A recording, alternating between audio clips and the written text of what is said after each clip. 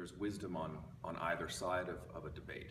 So we try to make sure that the strident voice of the moral majority trying to protect the youth of the day has just as strong and compelling a point as the artist thinking that he should be able to do whatever he wants, in order to make a living. And this is the question too, like how do those two sides talk to one another? Because that's something that's really active right now too, right? Is that you don't have to have the same opinion, but in order for a healthy society, you need to be able to hear the other side of the argument, to actually hear what's being said. So I think he's a fascinating character too, because he's not free from, he's also potentially, depending on how you argue it and what your perspective is, but he's not free from being infected by the material that he generates, right?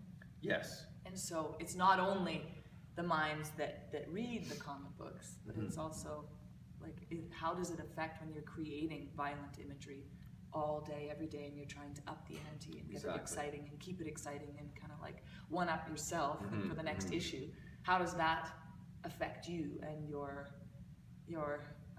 level of comfort, I guess, with that kind of material? Yeah. And there's a lot of questions. I think there's a lot of really active questions, like I've been thinking a lot about violent imagery, especially towards women in the media right now, and the responsibility of the people who are putting those images out into the world, and what that says to us, and how that imagery lives and changes us as young women and girls, and the responsibility of the artist and the political landscape. So I think there's a lot of, I don't think people who come, they're not always going to pull the same opinions. There's going to be a lot of discussion and disagreement after the show if you bring your friends with you. So.